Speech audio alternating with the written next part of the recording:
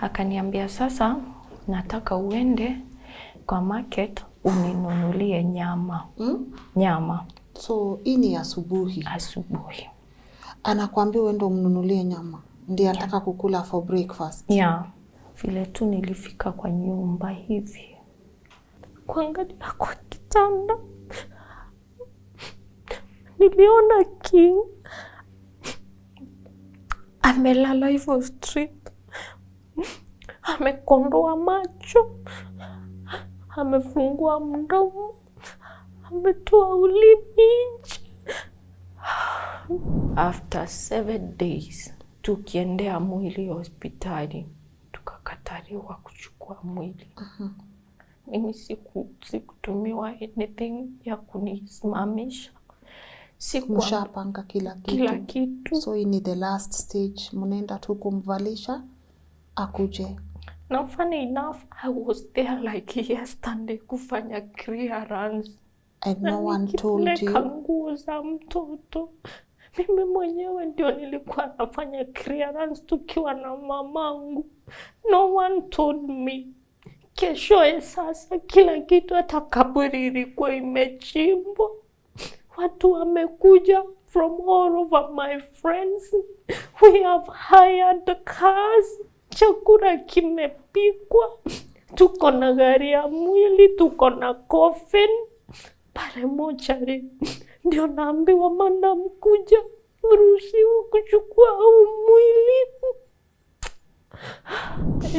Ninakanga kwa nyumba sasa. Wazazi wangu. Duka yangu ilisha sababu ndio tulikuwa tunatumia wakati wa kupanga mazishi. Mama atomba alone. The person who I'm supposed to be mourning with is the carer of my child.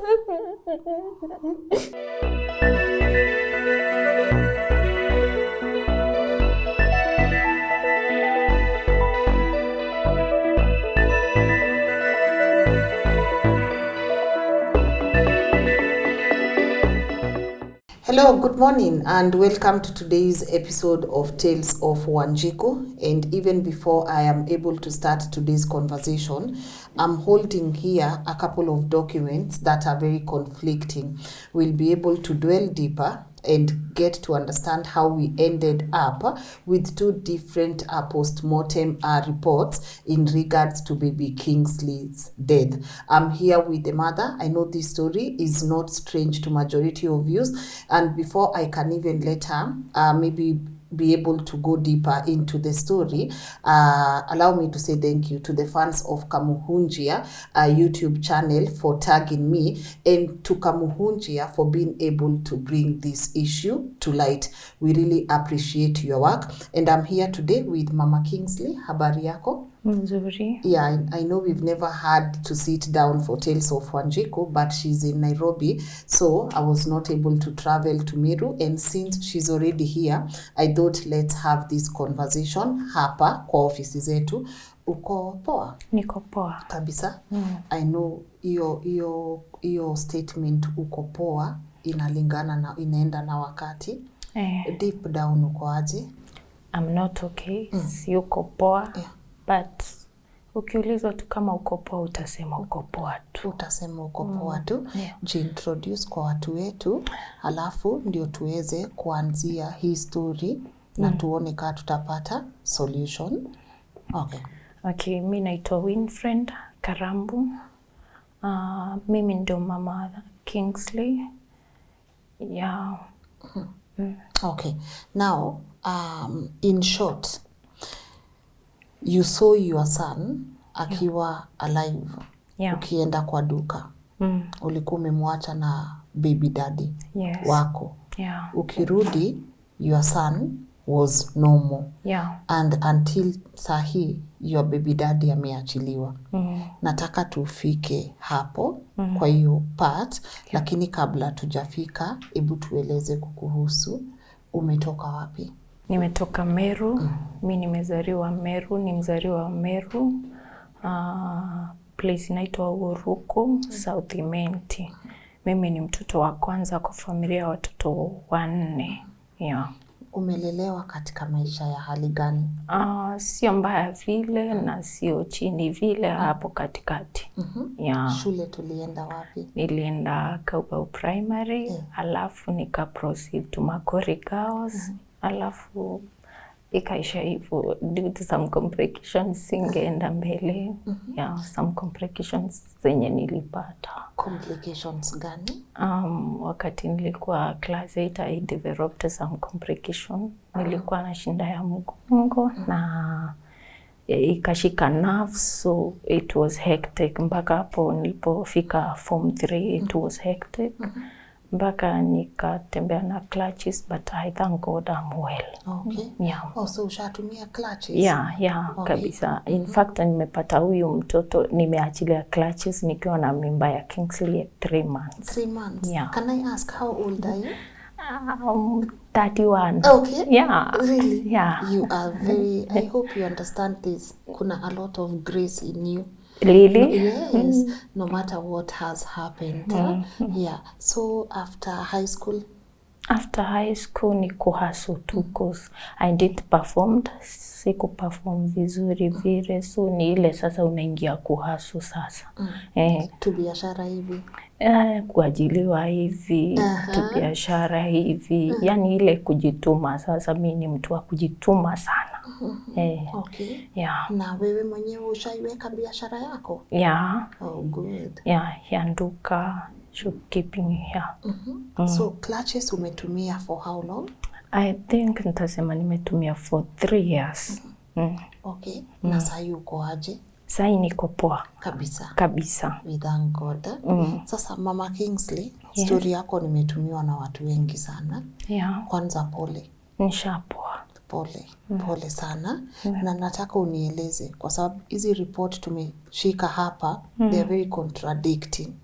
Kabla tufike kwa hizi report, tueleze ulipatana aje na baby daddy wako. Tunaweza muita hivyo ama baba ya mtoto wako. Mlipatana aje? Sasa katika after ile kumaliza shule kwenda kuhasu, na yeye pia nilikuta ni mtu ana hasu pale Ngombo nimekuja. Sasa pale ndio hometown. Huko ndiko tunakimbilia kutafuta maisha. Sasa hapo nilikuwa na hasu, nilikuwa nimeajiliwa kwa salon hivi. Sijui kusonga lakini I do manage so well. Sasa pastor wangu alikuwa amenitrust akanipea ile kazi. Na yeye alikuwa anafanya hustle tu. So mimi nikipita na clutches zangu akaniambia alinipenda nikiwa hivyo. Aliniona for one whole year. Sasa after kukutana tukaget chini tukaongea, that is what he told me. And akaniambia ananipenda hivyo, and so tukapendana. 2019 2020 sasa ndio nilishika mimba. After kushika mimba ile kitu nilikuwa nafikiria ni ya long last, sijui ni upendo wa kweli yenye niliona. Things changed after getting pregnant. Kumwambia hivyo ni wale hapana, I'm not for this. He's not for the pregnancy. Haya, tupoza hapo kidogo, turudi kwa mapenzi. Ni nini ilikuvutia kwa huyu kijana? Nilikuwa nafikiria huyu mtu ukiona anani approach with my condition, ilile means it. Hiyo sasa ndio kitu nilifikiria, that is what made me fall. Nikafikiria huyu mtu mwenye ameniona for one whole year na ana confess hivyo, this person really loves me. Nikaona now this is true love. Hii ni mapenzi ya kweli sasa. Ulikuwa na feel ni kama clutches zimekulimit watu kukupenda? Nilikuwa na feel hivyo. Na sana mtu akiwa na kasoro kuna ile kitu ya kujichukia kidogo. Kujikubali inakuanga anjani. So I really thought amenipenda nikiwa hivyo, so this is love. So akaanza kukatia. Ulikuwa unaishi wapi? Nilikuwa naishi Mkobo. Kwako? Kwangu. Kanyumba kako? Kwa kanyumba kangu sasa. Na yeye ako na nyumba yake, we are separate. Nile kutembeleana, tunavisitiana hizi. To dates mlikuwa mnaenda wapi? See, within the town too. Yeah.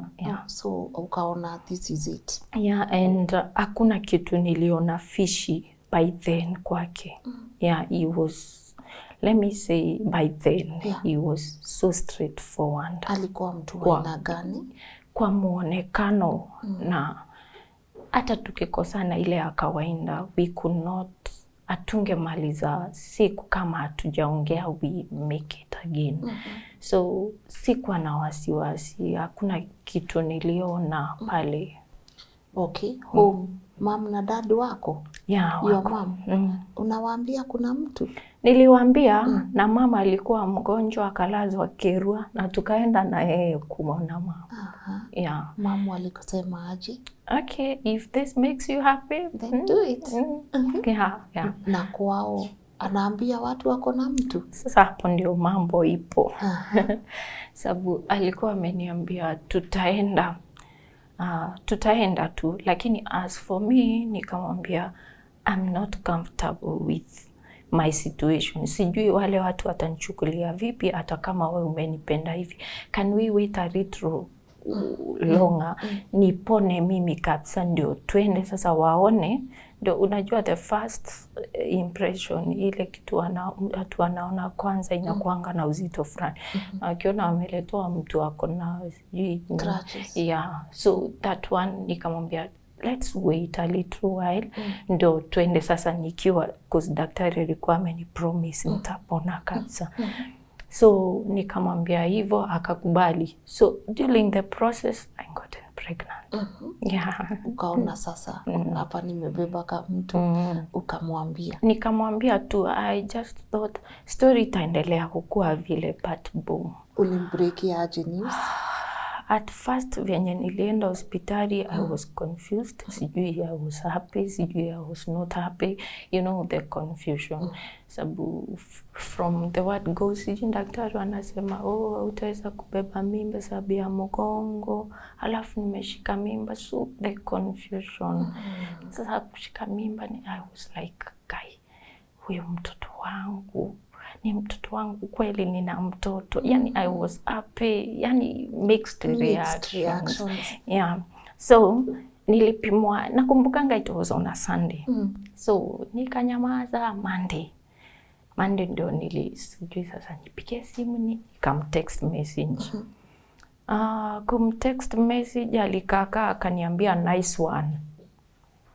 Only that. Ulimtext aje? Nilimtext nikamwambia 2 weeks pregnant. Akasema? I even expected him to surprise, but I didn't end up like that. Ukaambiwa nice one. And now, kama kuna wakati roho iligonga, nikaona hapa, kuna mambo mtu uona tu, naona hii nice one, it means a lot. See nice. See nice, it means a lot. So nikampigia nikamuuliza, nimekutumia message unasema nice one. Unaona, and mtu akikuwa avoid, kuna venye nitakupigia, tutaongea, unangoja na ndio upate hii ball. Ndio saa aseme nice one. Mlikuwa mmedate for how long? Tuliona 2019. Yes, so 2020. Yeah, ndio 2020. So one full year. Yeah. Then anaanza saa kukuambia nitakupigia. Yeah. Nikangoja hiyo siku nipigiwe, nope. So things changed immediately. Immediately I broke those news. Ndo mambo yalibadilika from that day. Yeah. Akakuwa ni mtu sasa, akafika to an extent ya kuni blacklist. Sasa natafuta makosa yangu ni nini? Kumbe uko hivi. Why are you doing this to me? Nimefanya nini? So yani you are in denial. Auamini ni yeye anafanya hivi kwa nini? Yani unaanza kujitafutia makosa hata so that's how it started. Okay. So alikuwa avoid for how long? Na anakuja hata kwa nyumba? No, from that day wakati nilimwambia hiyo story ndio sasa story yangu alikata. Sasa nikaambia mom, yule kijana nilileta kuko hivi na hivi and ni kama anani avoid. Mamangu akaniambia atampigia. Alienda up kublock mom. Okay. Mimi mwenyewe akaniblock. Okay.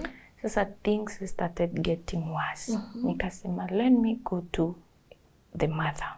Mamake sasa. Mama yake sasa. So hapa alikuwa asha kuintroduce kwa familia? No, no.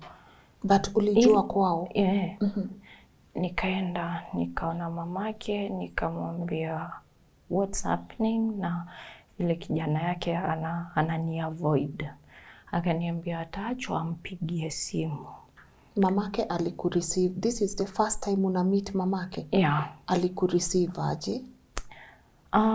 She was surprised.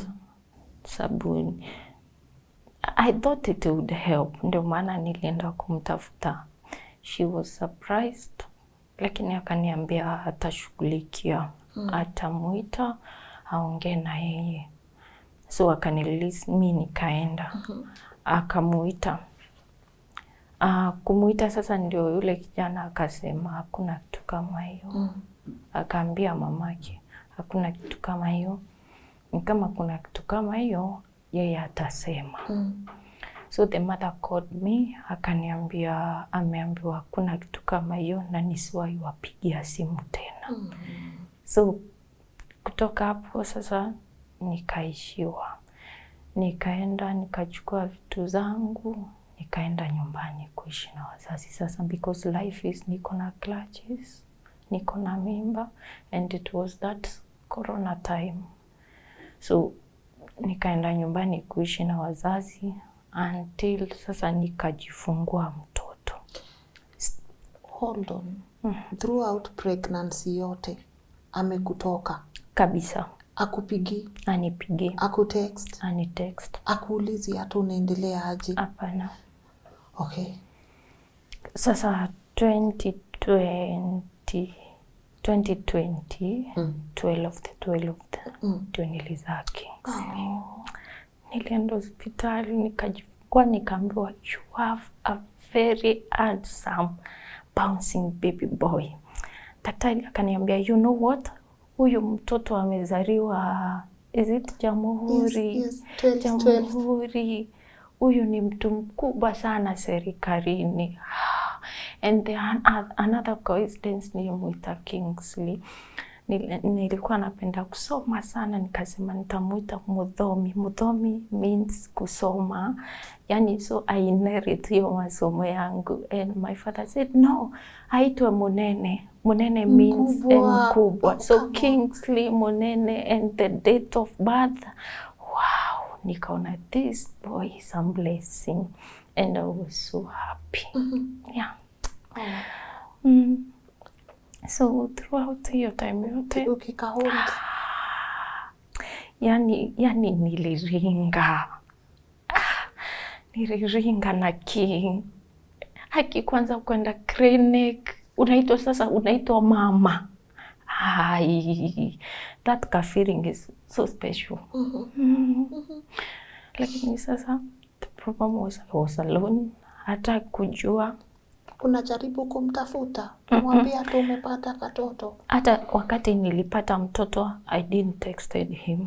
Hata ajui mtoto alizaliwa lini. Maybe sasa hii kusikia. Sasa mtoto akiwa na one month 2 weeks. That is when he called. Nakumbukanga ilikuwa kama leo nikitoka kumpeleka kliniki ya kwanza. Kama kesho sasa. Akaanza kupiga simu. Oh, I'm sorry, mimi nataka nione mtoto, nataka nitembee nyumbani, nikuje nione mtoto, sijui nini. Na nikaona maybe that feeling that I had ya kupata mtoto pia yeye ako nayo. So as a human being, let me allow him akuje aone mtoto. Akakuja nyumbani kwetu, akaona mtoto. Akasema anafanana sijui na mimi, sijui nini. Sasa mtoto anafanana na yeye? Yeah. Sasa mtoto anafanana na mimi, sijui what. akarudi. So sasa yuko home kwa mom na dad. Mom na dad walimreceive aje? They said since ni baba mtoto, hatutamkatalia kuona mtoto tu. Is allowed to kuona mtoto, lakini akihitaji further talks, they have to sit down and talk. So kutoka hapo akaenda. Ulifeel aje amekuja? I was in, okay, let me say, not that good of what he has done before. But nile tu is kuja tu because of the baby. Kuja tu. Alibeba toto? Alikachukua akabeba. Akasema kako kasupu kanakaa sijui mimi sijui nini ni rangi yako tu, alichukua hivyo. So kutoka hapo, now the strange thing is kutoka hapo sasa alipotea. Yani you cannot, si mtu tapigia simu muongee. Ni mtu atapiga yeye akitaka. Sasa ni mtu wa kukuja kutoroka hivyo tu. Na nilikuwa nisha-adapt that and I decided to keep it like that. Sasa tukakaka, mtoto akafika 9 months. So by the time mtoto anafika 9 months, amemuona mara ngapi? I think alikuwa amemuona mara moja. Mara moja. Mtoto akafika 9 months. Kufika 9 months sasa, the funniest thing ya huyu mtu alikuwa na strange behavior. Yani anakuja anajifanya amereform. Yani you have to forgive. Sijui ni kumanipulate mtu ama ni nini, lakini kivyako auelewi. Anakuonyesha I am not the person that you knew. Mimi ni nimechange completely na ninataka the better of us. So akaanza kuniambia anataka tuhame. Mimi sasa na mtoto na yeye tuhamie Meru Town, tuanze familia pale. So nikaambia wazazi wangu and they told him kama hivyo ndivyo unataka, we normally kuna Umeru, we normally harau, we cannot talk with you, ulete wazazi. Tukae chini ndo tuongee. Kutoka hapo akatoroka. Sasa mimi ndiye anapea nini? Pressure. Ati everybody knows, hata kwetu kila mtu anajua niko na mtoto kijana na niko na mtu and I want to settle down. Na mimi curiosity yangu haingeniacha. I met the dad. You met the dad. Nikamwambia your son want us shift, anataka tuhame, tuanze familia. Na nikashindwa kwa nini hakuna mtu katika familia shainipigia simu, hata ndanda yake, kujua kuhusu mtoto, kujua venye tunaendelea, ni kwa nini anasema hivyo. And surprisingly the father told me hakuna kitu kama hiyo. Hata wakujui. Hatujui kitu kama hiyo. Hatujui kuna mtoto. We don't know. Hiyo ilikuwa feel aje? I felt bad. Nilisikia vibaya sana. Yani nilisikia vibaya, nikaona anandanganya mimi, anandanganya wazazi wangu. I felt so bad. So lakini baba yake akaniambia chenye nitafanya, nitamuita akuje tukae chini nimuulize. And baba yake akafanya hivyo. Akamuita, wakakaa chini, akakubali. Sijui within a week nilipigwa simu na baba yake. Nikaambiwa tutakuja nyumbani sijui nini, let me talk to your parent. Nikampatia simu, akaongea na baba yangu. They made arrangement venye watakuja kwetu. Wakakuja Mbingo na Sunday, walikuja tu mzee na bibi yake na anko yake na bibi na sasa the father to my son na rafiki yake. Ilikuwa kitu, yani hawakusema the reason for coming. Walikuja tu wakasema tumeona mtoto ni wetu, sijui vitu kama hizo. Sasa that day ndio the father to my son alihama kutoka Meru to Nairobi. Akasema sijui ametolewa huku Meru, ameletwa huku Nairobi, kitu kama hiyo. So after that, na huwa wakienda wameenda. Sa hiyo mko naye ndio mnaongea naye. Making calls to him is hard. Unless apende ama atake hata kusupport mtoto. Unless sasa hiyo vyenye anajiongelesha vizuri juu ataki. Si hata unipe kitu ninunulie mtoto. Yeah. But not ile ya kuwa willing. So kutoka hapo nikaona sasa maisha hapa imenikalia. Niko na mtoto na the person is not supporting. Nikaenda nikatafuta kazi Meru. Nikaanza kufanya na mtoto Meru. Nafanya narudi jioni, nafanya nikakondika nyumba huko. Nafanya narudi the whole of kutoka mwezi hiyo walikuja mwezi wa kenda mpaka Disemba. After that nikaona sasa, unajua, nikaona kama simrithishi mwenye ameniajiri ama nina favor mtoto sana, unaona hiyo. So I just decided tu pesa twenye nilipata huko na nikasaidiwa na wazazi, nikafungua sasa kioski yangu mitungu ya nduka. That's January. Sasa kufungua, me am alone na mtoto. Kufungua nduka yangu Januari pale mitungu, nikaanza vizuri, ikaendelea vizuri. So akaanza kunipigia ile tu mwezi wa 3. Nikaona mimi nimechoka na hii kitu and it's not handing up. Na mawazo yangu sikuwa nafikiria kusettle down na yeye after what put through. Yeah. So nikaona kama ni issue na mtoto, we cannot, hatuwezi sumbuana sababu tuko na mtoto pamoja. There are good ways to cooperating. So nikaona let me go to Children Welfare Office. Ndio kama ni support ya mtoto atakuwa anaileta huko, tunaachania huko. Rather than hii kuvurutana yote nini. Of which I did that mwezi wa 3. At first alipigiwa simu, akaitwa, akaambiwa anahitajika, and ile siku alikuwa anahitajika alisema mimi na yeye tumeongea, na akazima simu the whole day. Ile siku alikuwa anahitajika huko. So akaambiwa atatolewa warrant ya kushikwa. Sijui alijuaje, hiyo siku alikuwa ashikwe ndio alikuja huko kwa Children Welfare. Mimi nikapigiwa simu.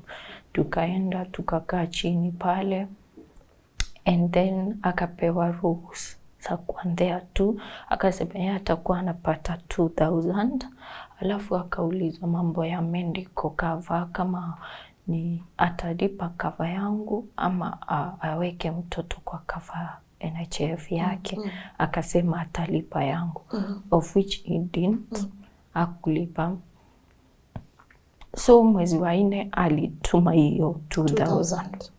So mwezi wa 5 akanipigia simu akaniambia kama unaweza kunikubali, just give me this last chance. Tukae chini kama watu wawili wazima tuongee. And he persisted so much. Akaniambia nataka tukae chini tuongee kama watu wawili.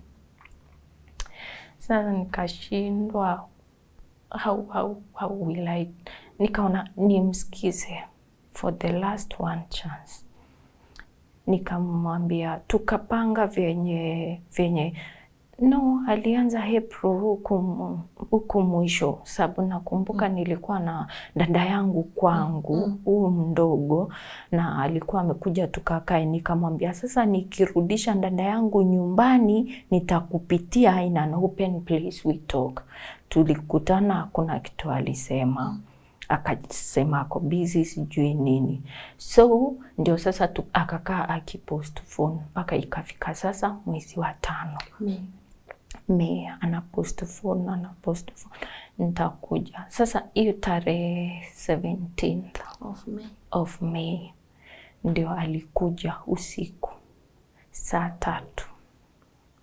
Mi personally ndio nilimdirect na simu yangu. Nikamwambia ukifika hapa pitia hapa. Ukifika hapa pitia hapa. Akakuja usiku, akafika, hata alimiss njia, mimi nikamwendea. Akakuja. Nikamwambia we've got some food. Akasema yako sawa, hata kula. So it was getting late, so tukalala. After kulala asubuhi sasa, mimi na mtoto tumezoea sana kuamka mapema sabia shopkeeping. Okay, hold kidogo. Amekam. Ni saa 3 ya usiku. Amekataa chakula, umemruhusu alale. Mulilala kitanda moja? Ali interact na mtoto? Alikuja, so ajaona mtoto for a while. Hii ndio mara ya kwanza anakuja nyumbani. Ameona sasa mtoto. Alirelate aje na mtoto? Yani ile kuchukua mtoto tu anamweka chini. Yani me I can't even explain. Kuchukua mtoto anamweka chini. Yani unaona kulikuwa na love, like furaha? Not really.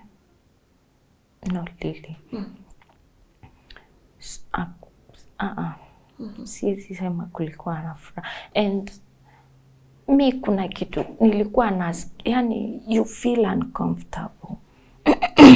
I'm sorry.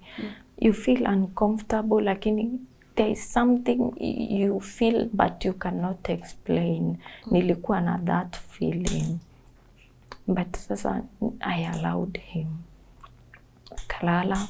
Sasa asubuhi tumezoea kuamka mtoto wangu mapema, sababu kwa nduka unauza asubuhi sana ama jioni.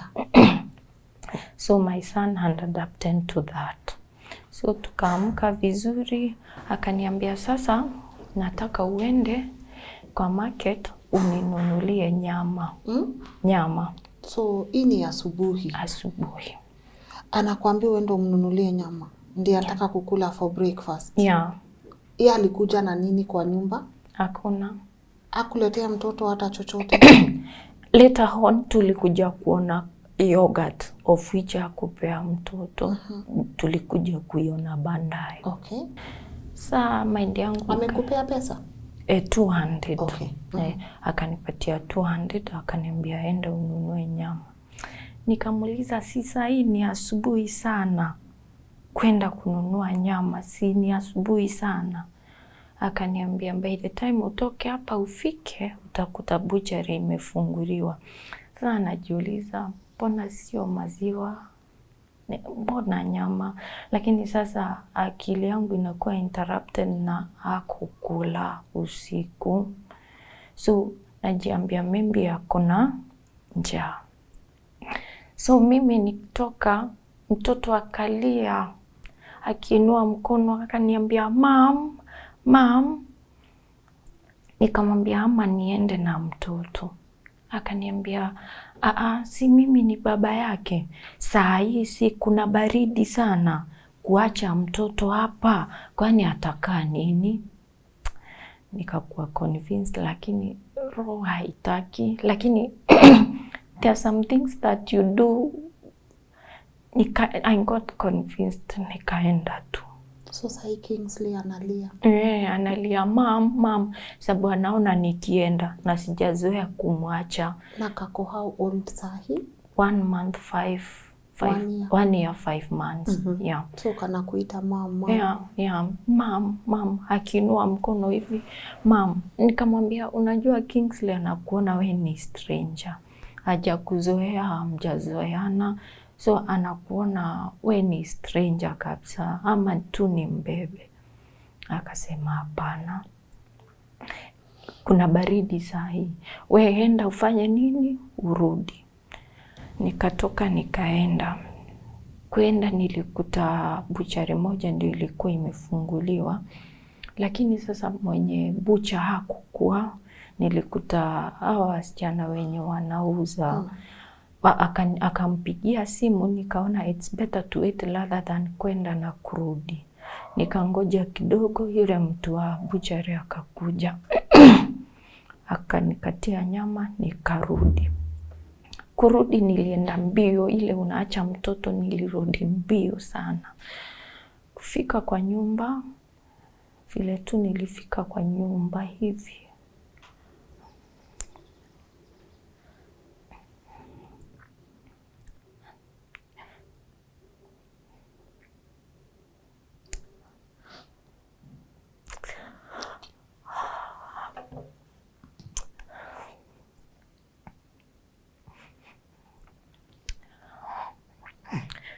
It's okay.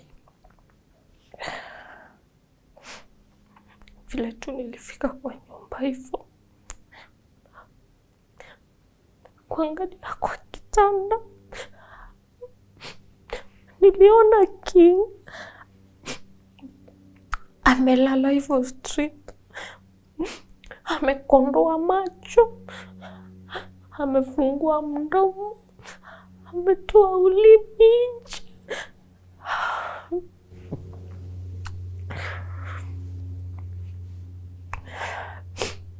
Nikamuuliza mtoto amekaa nini?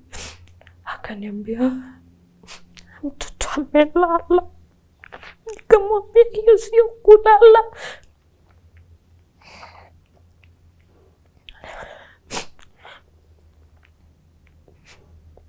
Nikaluka kwa kitanda mbio, sababu alikuwa amemfunika mpaka hapo.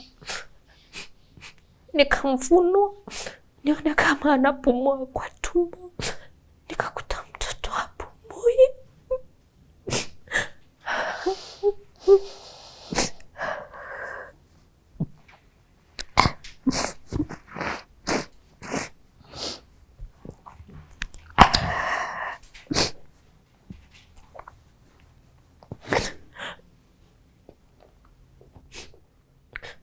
Nikamuuliza mtoto amekaaje? Akaniambia si amelala. Nikamwambia hii si kulala. Si kulala. Nikamwambia this is so strange. Kingsley alalangi akiamka. Nikamwambia kukondoa macho sijaiona. Nikainua mtoto hivi, shingo ikakaa hivi. Kwa hivyo nimefanya hivi. Akachukua mtoto mbio kwa mikono yangu, akaniambia tumpeleke hospitali. Akatoka mbio, mimi nikamfuata mbio.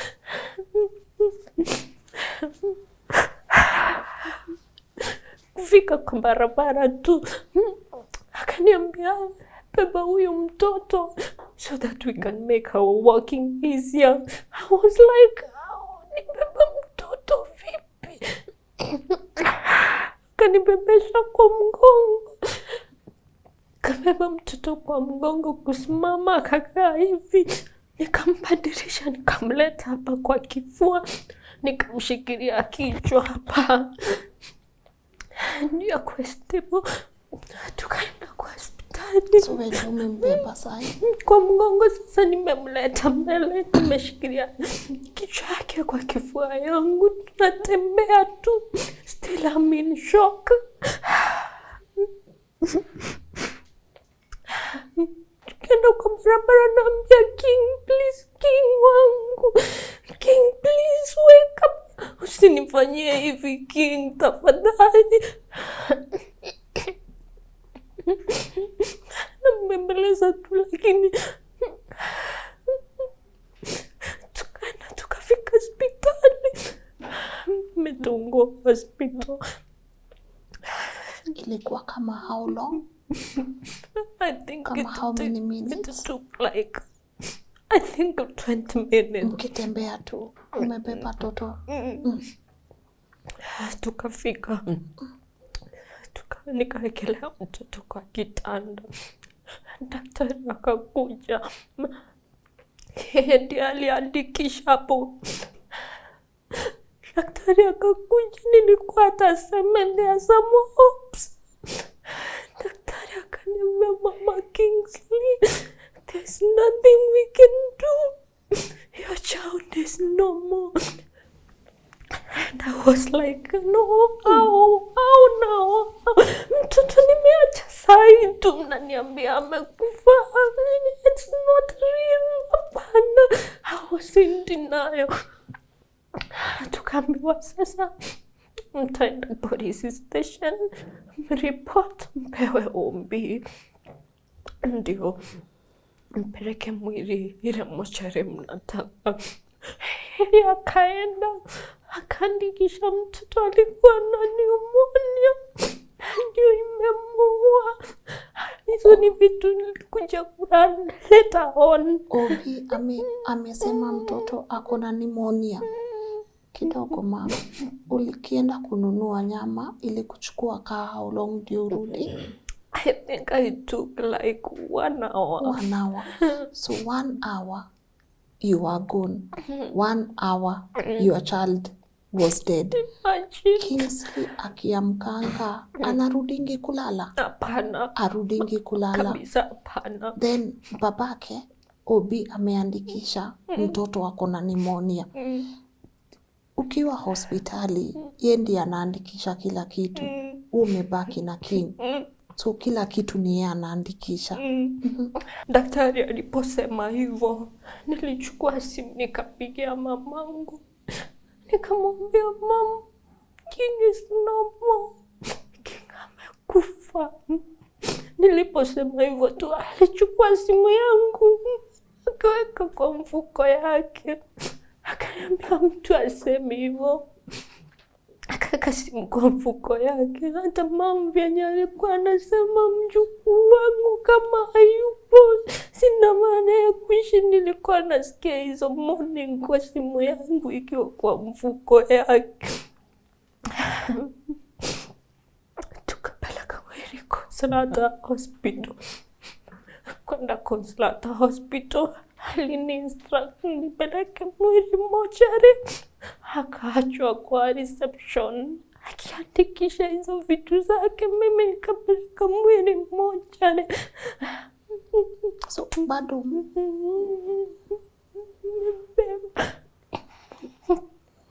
let me ask you, mumeita gari kutoka ile hospitali ya kwanza mmeenda Consolata. Yeye anabaki yeye amekuza mtoto. Yeye amebeba mtoto wakati tumeingia kwa gari. Amembeba. Then mkishuka kwa gari, ananipatia mtoto, ananiambia mimi niende na mtoto kwa moja. Yeye abaki kwa reception. Okay. Nikapeleka mtoto mochari hivi. Kwenda tu nikafika mochari, nikaona kini kweli. Nikaingia mochari. I tried everything. Nikanyonyesha King. Nikimbembeleza. Nikimwambia, King wangu, you can do this to me. Nikampulizia pumzi yangu. Mbembeleza, King, amka tafadhali. You're my only son. Amka uniambie venye umefanya. Hawezi enda hivyo tu. King amka. Nikamwekelea hapo tu. Nikatoka nje. Kuna daktari yoyote hapo?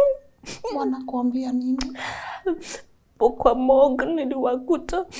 Nikawaambia tu, msinichukulie mtoto. Ataamka. Acha niongee na yeye tu. Sababu mimi na King tunaongea sana. Hata kama ni mtoto mdogo hajaweza kuongea ile ya maneno mingi. Yes. Mimi na yeye tunaongea. I understand everything he says. Nikamwambia, please, usichukue mtoto. Ataongea na mimi. Kuna kitu ameficha. Ataongea na mimi. Najua tu King ataongea na mimi. Ataniambia kila kitu na King hajakufa. nikamnyonyesha.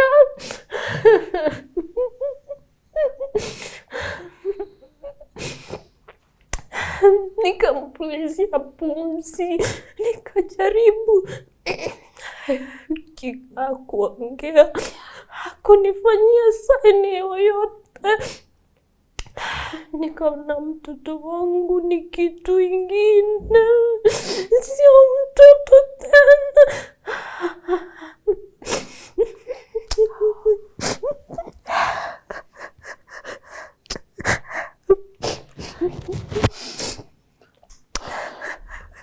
After kujaribu kila kitu ikashindikana, katoka kakaa hapo nje. Sasa ikamngojea mwingine. Within no time akakuja na zile marizid, akapatia the mortuary attendant. Na yeye ako aje? Analia? No. That was so surprising to me. Nikana King was all mine. He didn't even console me. He didn't. Alikuwa tu ana concentrate na mambo zake. Akakuja, akapatia na hizo karatasi. Nikuta nimeketi hapo nje tu. Nilimuuliza, sasa mimi nitaenda wapi? Mimi nitafanya nini bila mtoto wangu? Mtoto wangu amekufa vipi sasa? Vipi sasa mtoto kukwaje sasa? Hakuongea. Hapo sasa ndio nilisikia simu yangu ikiita sana kwa mfuko yake. Nikamwambia nipatie simu yangu nione ni nani huyo anapiga. Kuchukua simu ni mamangu, babangu ndiye alikuwa ananipigia. Akaniuliza mko wapi? Nikamwambia niko, sababu wakati nilipiga simu tu walikuja Mitungu. Sababu sikupewa chance ya ku-explain. So wamekuja kwako? So wamekuja Mitungu. Wakakuta hatuko. Wananipigia mko wapi? Nikamwambia tuko Consolata, tuko tumeleta mtoto. Wakaniuliza vipi mtoto amekufa ama ako mgonjwa sana? Nikamwambia mtoto amekufa. Wakaniuliza vipi na hujaripoti mtoto alikuwa mgonjwa? Mtoto akakufa aje? Nikamwambia wakuje tutaongea hiyo mambo baadaye. Sasa hapo ndio nikauliza kijana, why are you not telling your parents kenye kime happen? Akachukua simu akapigia baba yake. Kukapa pale nje ya hospitali. Nikaona wazazi wangu wamekuja. Nikawaita tukakaa hapo naye tukangoja babake. Akakuja. Tukaenda tukakaa kwa hoteli mahali fulani. Wakaanza kupanga mambo ya mazishi. Hakuna mtu aliniuliza mtoto alikaaje. I was not even given a chance to explain myself.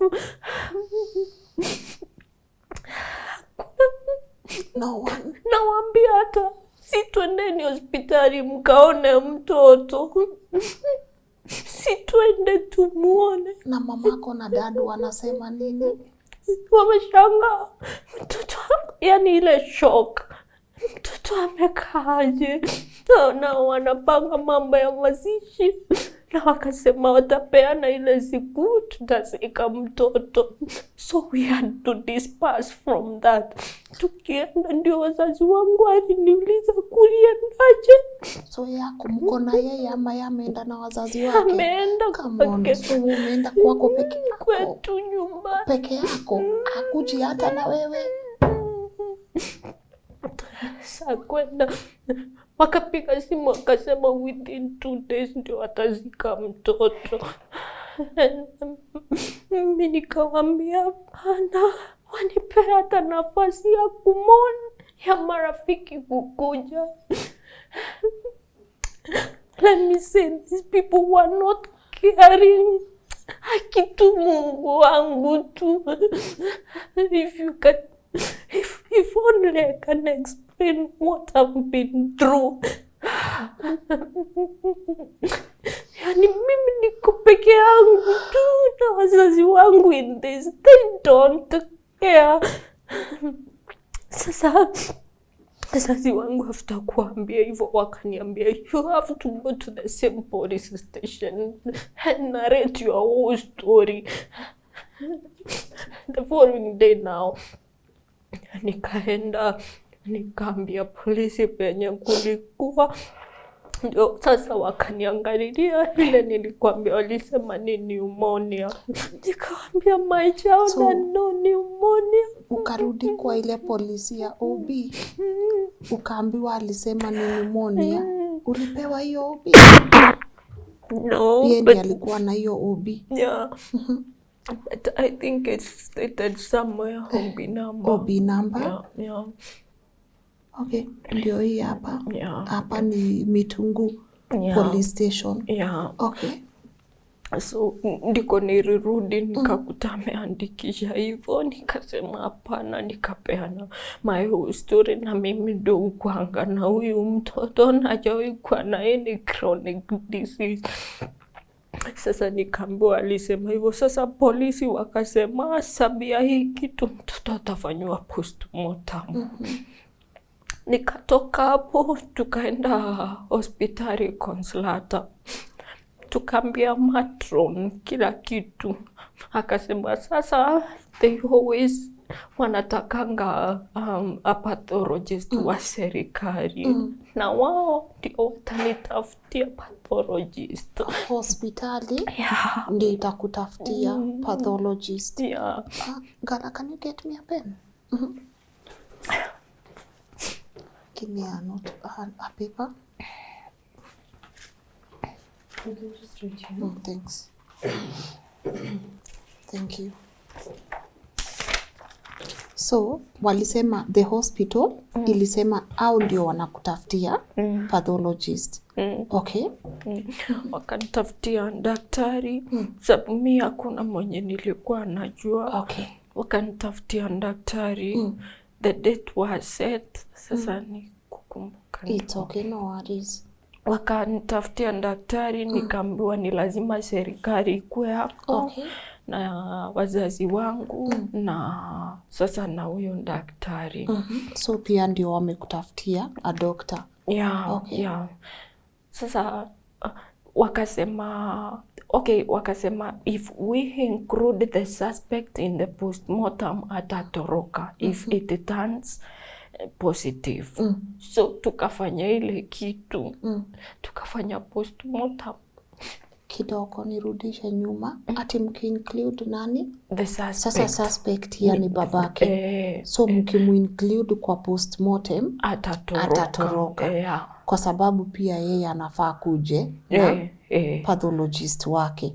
Ama atatoroka kwa nini? If postmortem ikitoka ni yeye amefanya hivi, atatoroka. So ilifanywa inclusive of him. Bila yeye. Bila yeye. So wendi ulikuwa? Mimi na wazazi wangu na polisi na yule daktari. Sababu walikuwa wanataka kurash mazishi. Alafu sasa na sisi tukasema sababu walikuwa wanataka sijui ni kuswea the affidavit. Yeah, na sisi we are wacha tuone ni nini ilikula mtoto. Wao wanataka we sign that tuzike mwili ya mtoto. Na sisi tunataka we know the truth. What killed the child. So wakasema if we include him in this atatoroka. Yeah. So mkafanya wewe na wazazi. Haya, hiyo postmortem ya kwanza. Ndio hii? Ndio hii hapa, si ndio? So hii inasema, tuko na photocopy yake. Ni hii tu? Ni tu. Okay. Ni hii. Hii ni yake. Hii ni yake? Okay.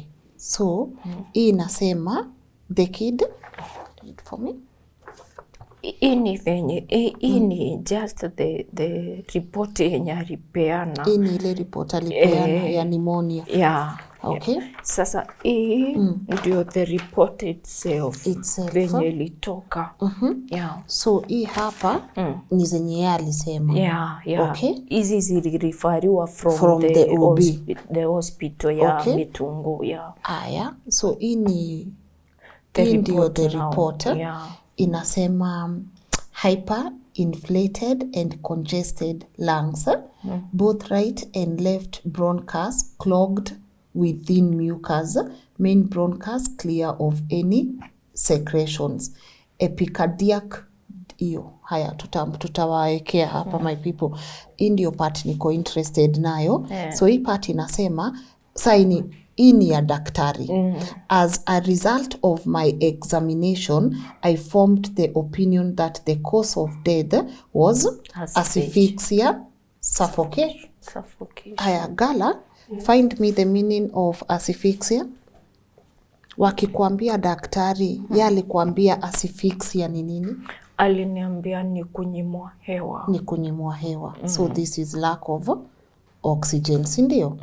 Haya, Gala, haya, give me the nini? But akaniambia it was not strangulated. Kunyongwa. Probably kufunikwa mapua. Kufunikwa mapua. So I just want to read for you guys.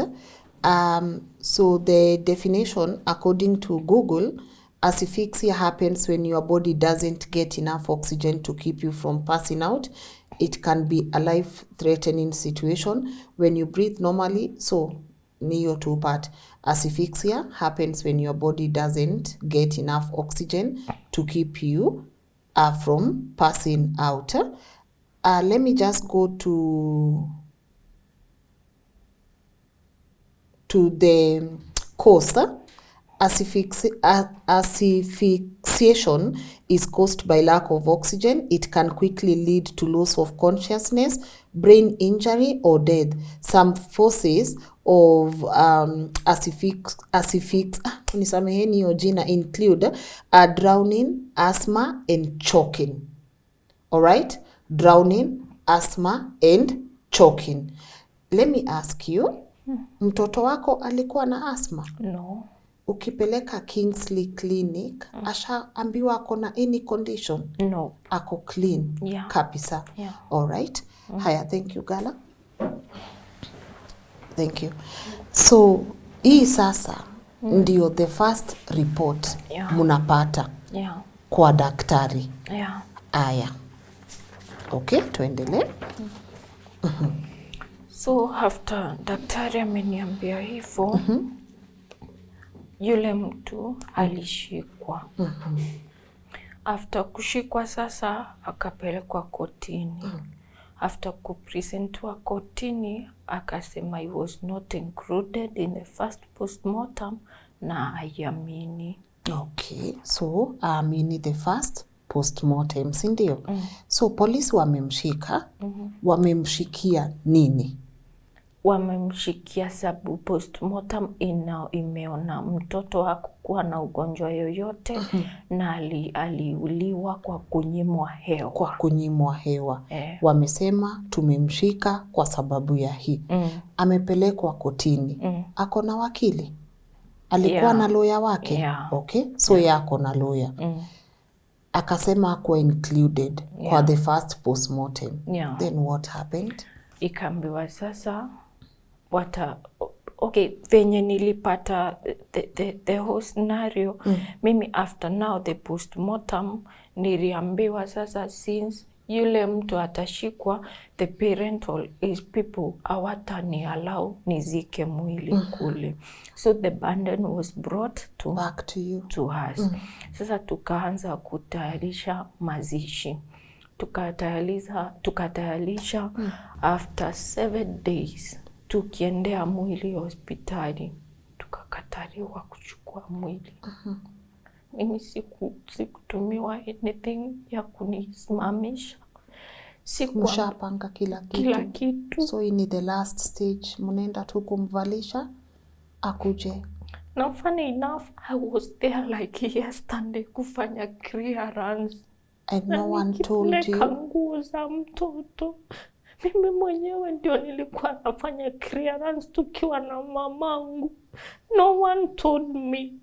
Kesho sasa kila kitu, hata kaburi ilikuwa imechimbwa. Watu wamekuja from all over, my friends. We have hired cars. Chakula kimepikwa. Tuko na gari ya mwili, tuko na coffin. Pale mochari ndio naambiwa madam kuja, uruhusiwa kuchukua mwili.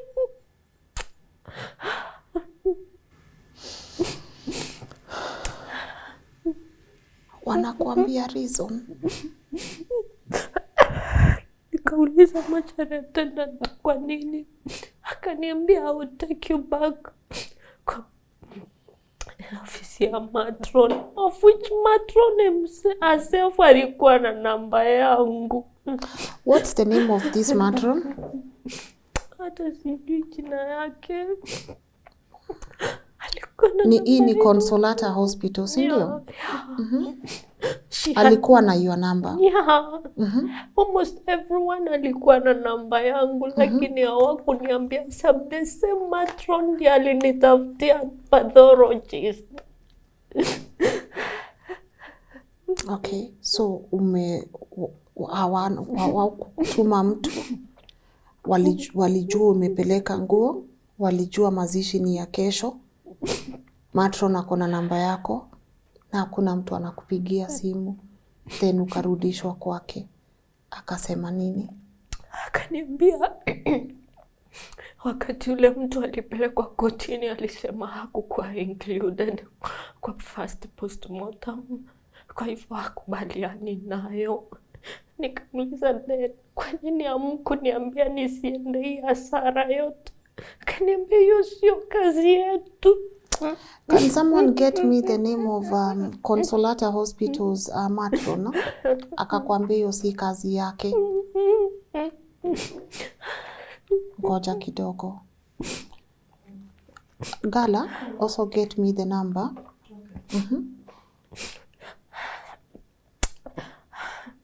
Akaniambia kwa ofisi yake. Yeah, kwa ofisi yake. Akaniambia sasa itabidi akusanye hao watu wote, wakae chini, awakalishe chini, awaambie she's so sorry, lakini aliambiwa haturuhusiwi kuchukua mwili ya mtoto.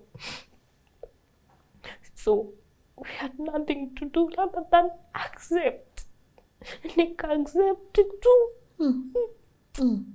Nikapanda kwa ile gari tena ya mochari ya kubeba mwili. Tukarudisha tu coffin. Tukaenda nyumbani. Tukakuta shampigia chief, ameweka watu pamoja, amewaambia chenye kimeendelea. Hiyo siku nililia mimi.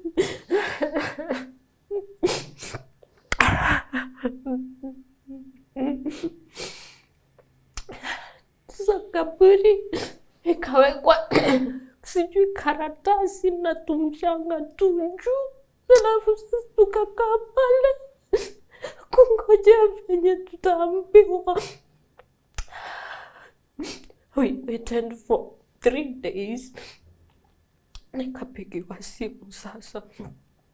Nikaambiwa ndio mwili inakuja kufanyiwa postmortem ya pili. Sasa ya saidi yake. Nikaenda pale na wazazi na mimi na yule pastor wangu. Alafu sasa na wao wakakuja na watu wao. I wish you people see how those people behaved in that mortuary. And they don't care. They don't feel. They are after their son as fungwe. They don't care. I'm a mother of a son who is lying in the morgue.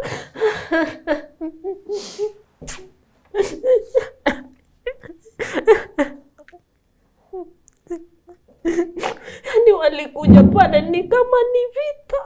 Ni kama tunashinda na who wins. Who loses? Definitely mimi nilikuwa mtu wa kufinyiliwa sababu I'm fearing for my son. That is what I could not expect, because I was thinking I was dealing with mature people with children. Tukakaa pale, daktari wakaingia kwa postmortem. Hawakuturuhusu tuingie. Wakafanya within a short while wakatoka. Sasa wakatuita the two parties. They started interrogating us. They interrogated. Kitu inaniambia mama, kuwa strong. Be strong. Ask this doctor about his findings.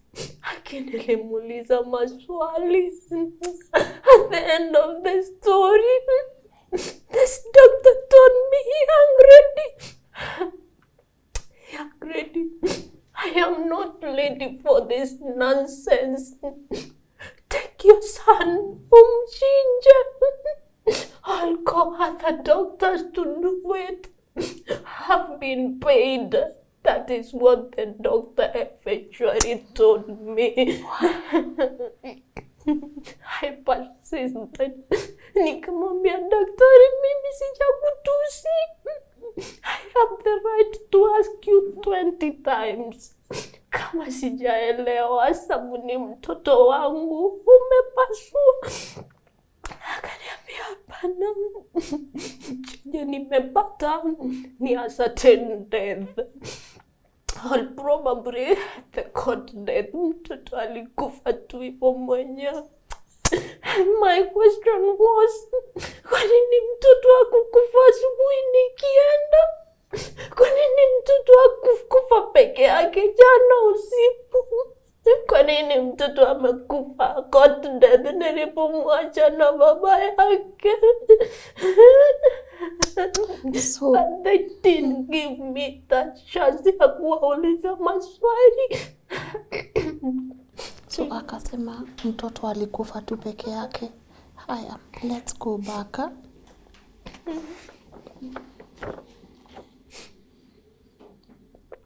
Hii sasa ndio yake. Hii sasa ndio findings za pathologist wa side yake. Amesema the kid developed some complications.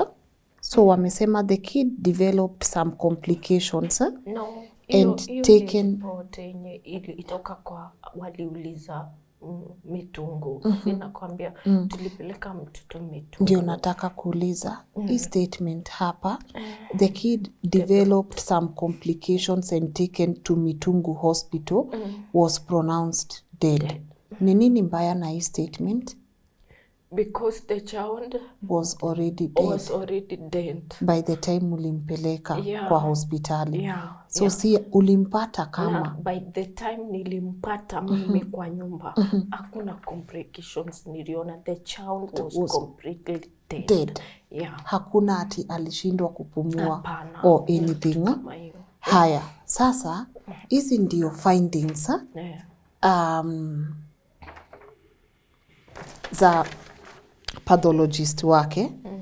As a result of my examination, I found the opinion that the cause of death was unascertained, but most probably caught death.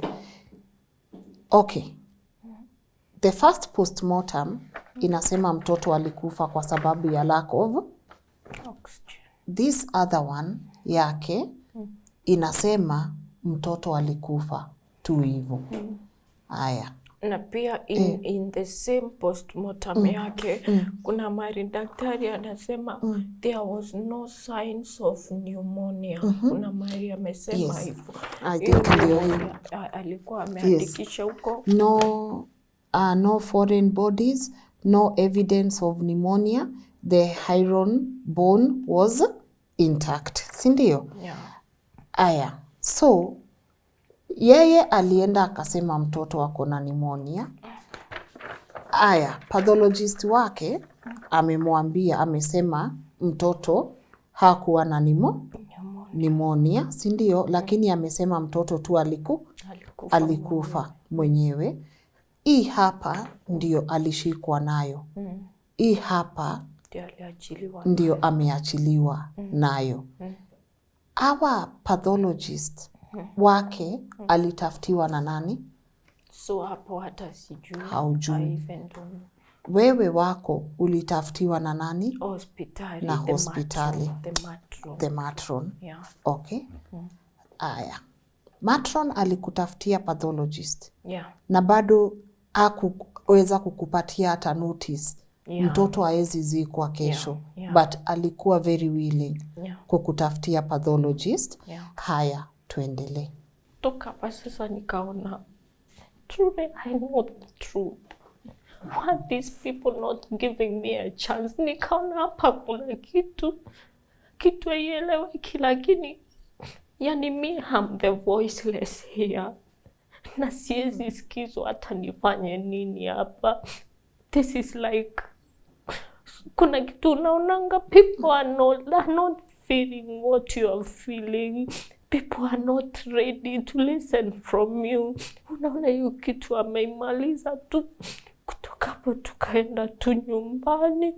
Pia walikata tu nyama twa mwili twa mtoto wakaweka kwa kachupa. Wakasema watafanyia sijui father whatever. Na watatupea hizo result after 7 days. After 7 days ndio wataleta hizo report. Sasa nikauliza daktari, am I around kwenda na mtoto sasa nizike? Because I was afraid of the same thing might occur. Sasa tukaenda nyumbani, tukaanza tena kutayarisha mazishi ya pili. It was really a burden. Nilikuwa uchungu sana. Tukatengeneza mazishi. Tukaendea mtoto tarehe 1 Juni, tukamzika. After 3 days nikamwona yule mtu ameachiliwa. Hata sikufika zile 7 days za zile lisotu walienda nazo. 3 days. Yeah. Ameachiliwa. Ameachiliwa hivyo tu. Ameachiliwa. He is a free man. Ameachiliwa. Mimi sijaenda kotini. Hiyo kitu iliisha nikiwa naumia bado. Ameachiliwa. Ameachiliwa. The person is free. So ukizika mtoto yeye anaachiliwa. Sika mtoto tarehe 1 na niliambia aliachiliwa sijui tarehe 3 ama 4 hapo. Ni aliachiliwa. Hasara hiyo yote hawakukaramiki hata shilingi moja. Hawakucontribute kwa mazishi ya familia ingine. They turned to be great enemies. Walinifanyia vituko. After that mtu ameachiliwa. Ndio nazika mtoto mara ya pili. Sina mtoto. Sina justice. Kazi yangu ilisha. I'm just there feeling the pain alone.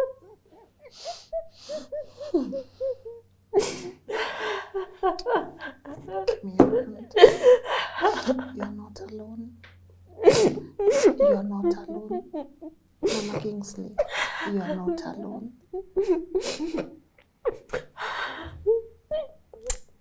Tunasema Mungu sababu kuna Mungu mbinguni. The God of the voiceless. Mungu mwenye tusikia maombi. Mungu mwenye utetea ukweli.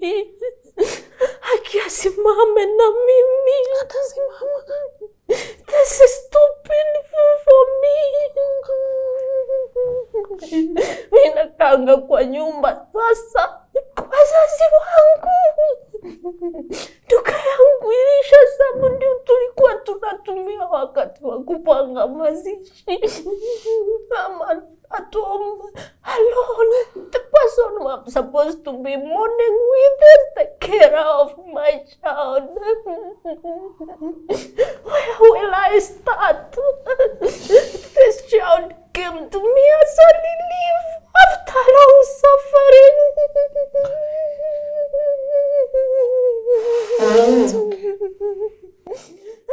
Kutembea na crutches, nimepona huyu mtoto akiwa 3 months. Sasa nimeona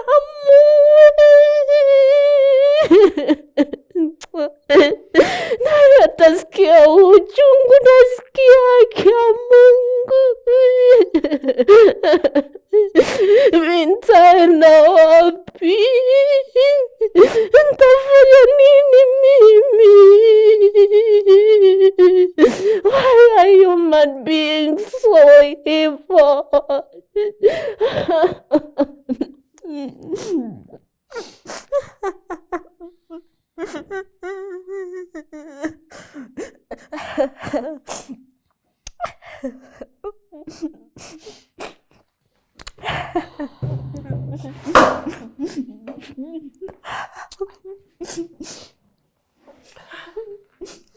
Mungu tu ndiye anajua venye nasikia.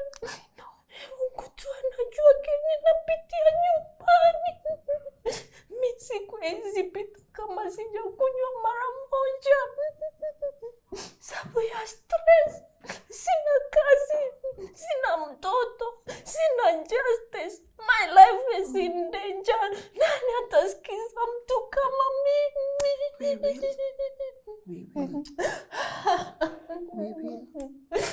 Ninaendanga kwa kaburi ya King.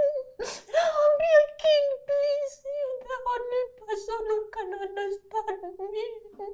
Najua mimi ni malaika sahi.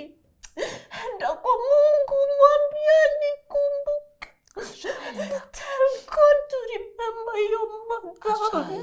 Ashaenda. Ameenda. Ashaenda. And that's why you are here. Ashaenda. Ni uchungu. I cannot wish. Even my worst enemy, I cannot wish this pain for them. It's painful. Kwanza ukijua mtoto wako kufa natural death. Ameuliwa. Pampa ilikuwa na pupa. Ilikuwa na susu. Huyu mtoto alisikiaje lini? Mtu mzima anakaia mtoto anamfinya tu. Huyu mtoto alisikia uchungu gani lini? Akakonoa macho, akatoa ulimi, akatoa kila kitu ilikuwa kwa tumbo. King wangu alisikia nini? Do these people feel my pain? And do they care? This is the only child that I have. Sina mtoto mwingine. I know.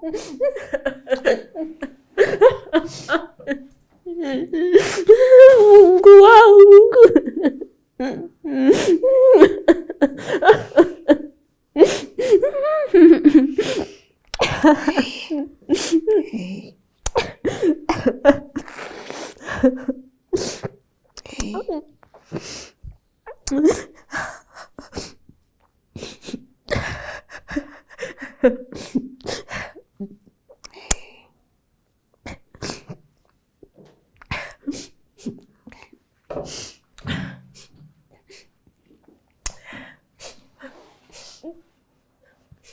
Najua kuna Mungu mbinguni. Kunaye. Najua kuna Mungu haongwi. Najua kuna Mungu mwenye huangalia ndani ya roho zetu. Najua kuna Mungu asiyeshindwa. Mungu mwenye anatembea na ukweli tu. Yes. Najua kwa hiyo kuna intercessors. Amen. Let them help us to pray. Huyu mtu mtu. Asimfanyie mtu mwingine vile amenifanyia. You can understand. Mimi nimekuwa in pain throughout my life. Anakuja, ananiachia mzigo wa mimba anatoroka. I was okay with that. And then after that still unakuja unaniulia mtoto Lynn. You just came to head what you started. Yes. Na mtoto umwachi, hata maiti yake unaifuata tu. Why are human beings so heartless? Do people know there is God in heaven?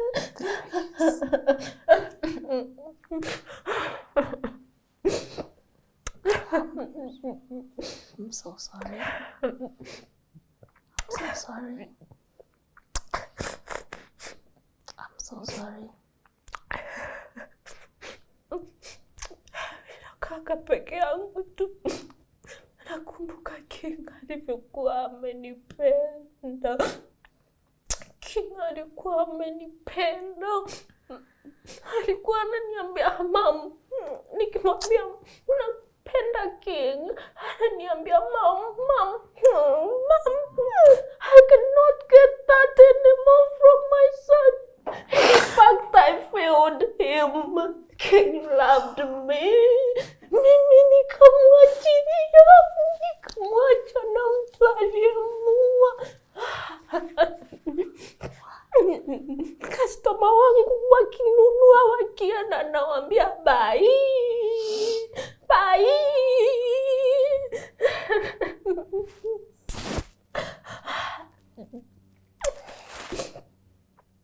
This is too much for me. Hizo miezi 3 tu nimekuwa na uchungu wa roho. Sometimes I feel like running mad.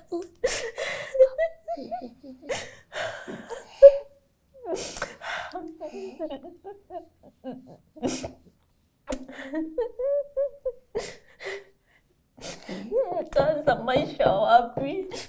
Will I start life? Nitaanza maisha wapi? Why am I living?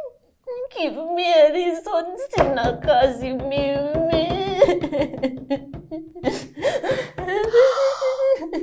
Hiyo kazi nilikuwa nimeaswa ni kazi yako kabiashara. You will start again. Kamaisha hivyo tu. Nimeishiwa mimi. I'm home with my parents. Oh, it's okay. It's okay. Mama King. Tutaanza na kupata majibu. Sawa. Tutaanza na kupata justice.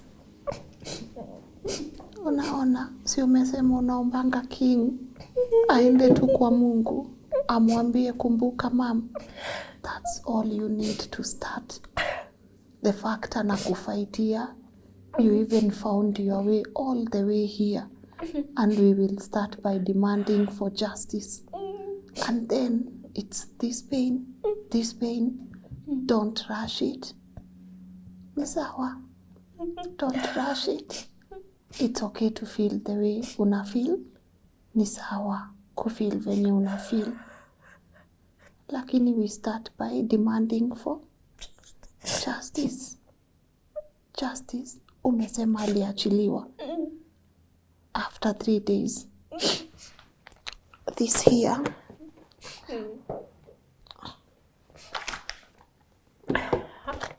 This is yenye aliachiliwa nayo ni gani?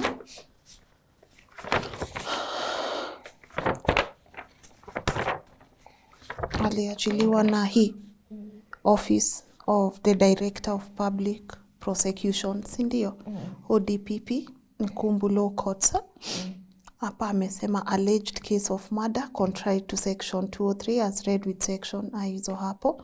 Kingsley Monene through Republic, suspect ni Morris Mutuma. Huo ndio babake, si ndio? I just want to read the first one. I acknowledge receipt of the above captioned original file dated 3rd June 2022, si ndio? For perusal and advisor. Hapa amesema ile mashtaka yote ilikuwa, si ndio? And then hapa akasema I'm interested in this part.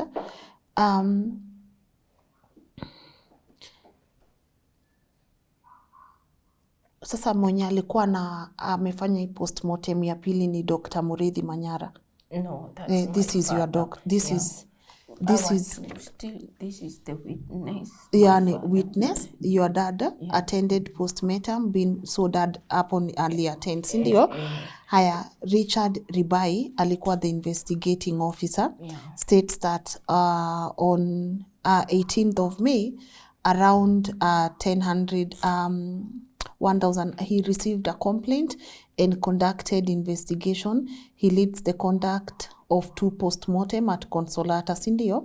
Haya, the cause of death of the deceased as per first postmortem conducted on 20th May 2022 was asphyxia and suffocation, while the report of 30th May 2022, the cause of death could not be ascertained. This is 2 conflicting expert reports which cannot point the exact cause of death. Further analysis is to be conducted on samples zenye walikuwa okay. Based on the foregoing evidence, I find there is no sufficient evidence link the suspect with the cause of death of the deceased, though the suspect was with the deceased who is his father to him. There is no direct evidence to link him with the act or omission which led to the death of the deceased. The evidence as it is the circumstantial evidence. The evidence should be compelling and strong. In light of the above evidence on record, I have formed a legal opinion that there is no evidence against the suspect. The offense is serious in nature and requires a watertight evidence. From the foregoing, it is my legal opinion that there is no sufficient evidence to warrant the suspect being charged with the above stated offense, as there is no prospect of a conviction if case goes to full trial. I recommend a public inquest to be conducted. Sini sawa? Haya, so this is Githere Mwangi, who is the prosecution counsel in Kumbwa. So yeye amesema he recommends a public inquest to be conducted. According to you, should they have released him after hiyo sample ingine imetokea? After results za zile sample walibeba. What are some of the questions you are asking yourself? Unajiuliza nini? If the second postmortem released him, kwa nini walitumia yake na pia yangu ilikuwa? Why was he considered? And there were 2 postmortems. Kwa nini waliconsider yake? Yes. Kwa nini walimwachilia hivyo without even me being included and listen to my story? Kwa nini? Office ilikuita? No. Ya ODPP? No. Hakuna office ilikuita yoyote for your side of the story? No. Hakuna office iliitisha yenyu? No. No one even alikuuliza ABC? No. Yeah.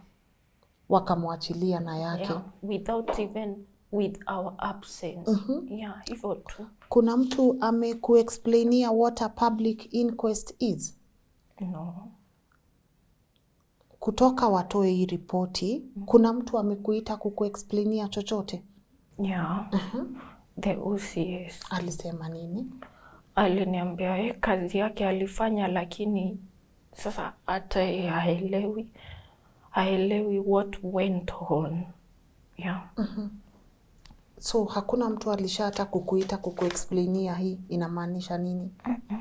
Kukuambia what a public inquest is na inafaa ianze lini? No. Uko na lawyer? No. Hamna lawyer? Hizi vitu zote nani amewasaidia kuinterpret? Nani anawaambia hii inamaanisha hivi, hii inamaanisha hivi? The OCS. The OCS. Yeah. Ni yeye tu anawa-explainia. Haya. Now, kutoka aachiliwe. Asha kupigia? No. Ni miezi 3. Kutoka aachiliwe. Ajaipiga? Hamjaiongea? Anakuanga wapi ukisikia? I think in Kobo. Hako Kobo.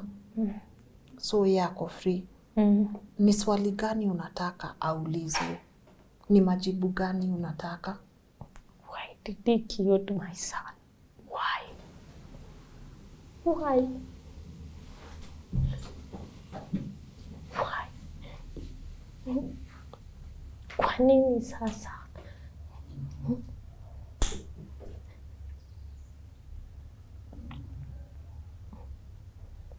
Why?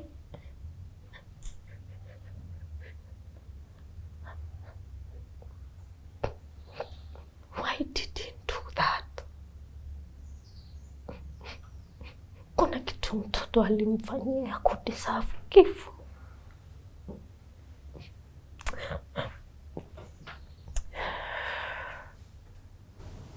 Mama King, we'll find justice for Kingsley. Hiyo itatuliza roho tu. We don't promise on this show, but we know things work out. Things work out. Someone watching will give us the answers we are looking for. Umesema kuna intercessors. That's true. And they will be with you in prayers. They'll be with you in prayers. We need a lawyer. We need public inquest. Ianze kufanyiwa as soon as possible.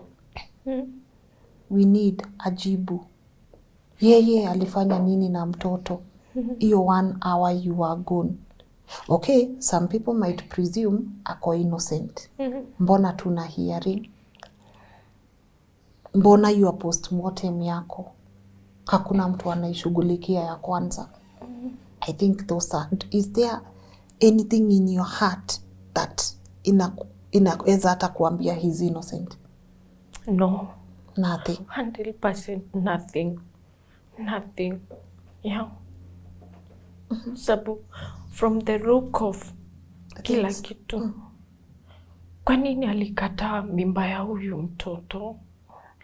Kwa nini at 9 months old hasemi ana mtoto kwao nyumbani? Kwa nini? Kwa nini anakaa yani hataki mtoto kabisa? Kwa nini mtoto amekufa? Kwa nini alinisukumia nikanunue nyama asubuhi? Kwa nini mtoto hakukufa tukiwa sisi watatu? Ama hiyo asubuhi. Kwa nini mtoto anakufa nikienda? Kwa nini anaandikisha? Kwa nini mtoto alikuwa na pneumonia? Mtoto alikuwa na pneumonia. Kwa nini yeye ndiye ana handle makaratasi yote hospitalini? Yeah. Kwa nini wanataka mtoto azikwe after siku 2 haraka? Sindio? Kwa nini anaachiliwa bila hata wewe kuitwa kuexplainiwa vitu? Those are some of the questions that pia sisi tutahave kuuliza kwa hii show. Ni sawa? You had a beautiful baby. And you're a beautiful mom. Thank you. And so much has been lost. But only God knows about tomorrow. Yeah, it's true. Iyo jina mom haitai kuacha. You will always be Mama Kingsley. Mama Kingsley. You standing. Hata kama watu wanaona wewe si mwerevu. Hata kama watu wanaona ujui maswali zenye zinafaa kuulizwa. Wisdom ya Mungu si wisdom ya binadamu. Si ndio? I want you to look at that camera. Ungetaka kusema nini? Tu mtu anisaidie nipate tu justice ya mtoto wangu. Healing will start from there. Na watu waniombee tu. Najua kwa Mungu. Sorry. Hakuna kitu ushindikana kwa Mwenyezi Mungu. Yeah. Another thing I would wish to say is to the person who killed my child and anybody who did this iharibike. Sina kitu ya kusema. God is watching. To my son Kingsley, Mom loves you. I really love you, King. And with friends, we will fight for justice. Yeah. We will find justice. You are home now. Thank you. This is home. This is home too. Yeah. And here, hakuna bribes. Tutafuata mpaka penye nguvu ya Mungu itatuwezesha. Ni sawa. And I thank God for you. I thank God for you. You are such a blessing. Thank you. Usipate kitu kama hii maishani mwako. I thank God for you. Hakuna mtu ashaikwambia hivi. May God bless you. Na mambo kama haya yasikuje on your side. You have really fought for us. May God bless you.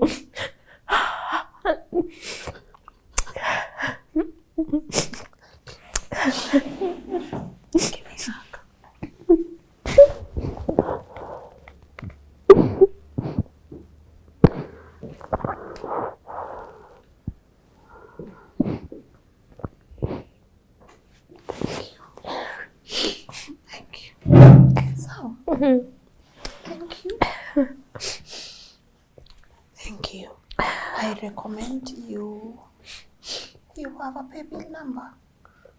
No. I know by the time we are airing, you'll have a PayPal number. Because for us to find justice, we also need funds. Ya kukusaidia hapa na pale. I don't know what you feel about giving your phone number. Personally, I will leave that. Are you comfortable? But even before, if she's going to give, guys, just text. Sometimes I know you want to call and say a thing or two, but as you can see, it's overwhelming. Do you have like a number or an email? Maybe. A number. A number. Are you okay? You want to give it? Okay. My number is 0700 723 650. Yeah, that's my full name's Nani? Winfriend Karambu Reithi. Karambu. Maringo.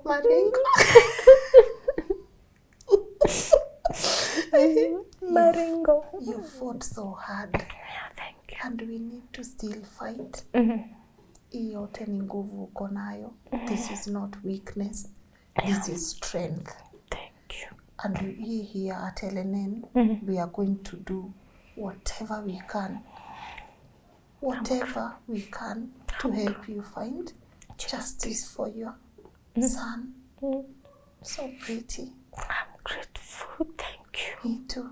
It's me who is grateful for finding me worthy to open up to and share your story. Tatuanze safari, si ndio? My people, this is another day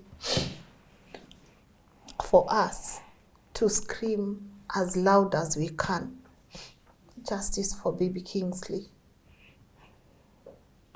I honestly have no words.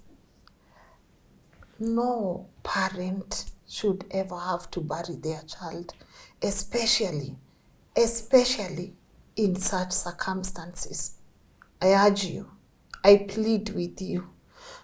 Our amazing supportive lawyers in the house, you know you are there. All those people who say, Lynn, allow me to take this one pro bono. I know you are there.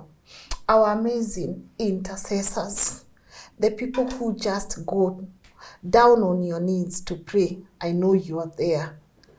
Anyone who can offer Mama Kingsley any support, closure, where do we go from here? What do we need to make this public inquest happen? What are some of the answers that we need here on the show? What are some of the questions that we need to start asking here on the show? Where do we go from here? We did it for baby David. We did it for our girl Abby. We did it. We are going to do it for so many people. But guys, I cannot do this thing without your help. And now I turn it back to you. Kujeni woye, just come. Just come. No matter how innocent someone is, they shouldn't be released until all questions have been answered. No matter how naive we deem some people, no matter how naive, from the matron. First, let me just talk to the matron at Consolata Hospital. Lucky I don't know your name, but I know I'll find out. But if you are matron and you knew this case and you still waited to see a mom bury her child twice, I wonder what kind of person you are. I really do wonder what kind of person you are. If anyone has participated to make sure that justice is not found for baby Kingsley, I wonder what kind of person you are. To the father, I have no idea why you rejected your child, but I also have no idea why you will not let the court decide what exactly you did with that child that 1 hour when the mom was away. Mama Kingsley, yes. You say you let your child down. Umesema kumuacha, ungemuacha. No, don't fault yourself. Don't fault yourself. It's clear your child loved you. And it's also more clear your child is fighting for you. He will not rest until whoever did this to him ameshikwa. Until tumepata majibu zote. Si sawa? Hello? Hello. Hi, Morris. Yes. Habari yako? Naitwa Lynn Ngugi. I'm a journalist. Sasa, wewe ndio baba Kingsley? Okay. Wewe ni baba Kingsley? Wewe si baba Kingsley? Hello? Hello? Wewe si baba Kingsley? Mtoto wako mwenye aliaga Kingsley, Monene.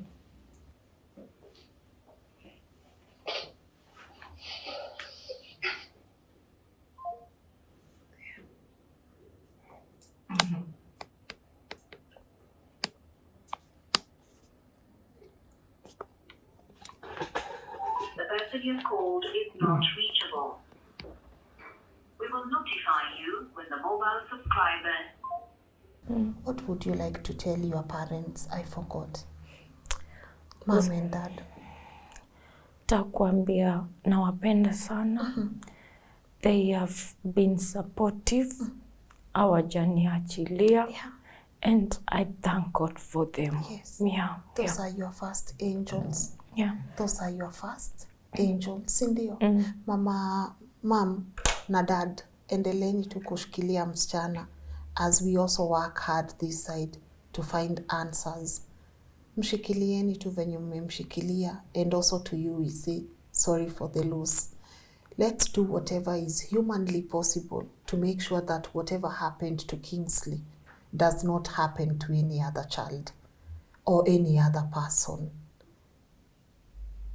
Thank you for watching.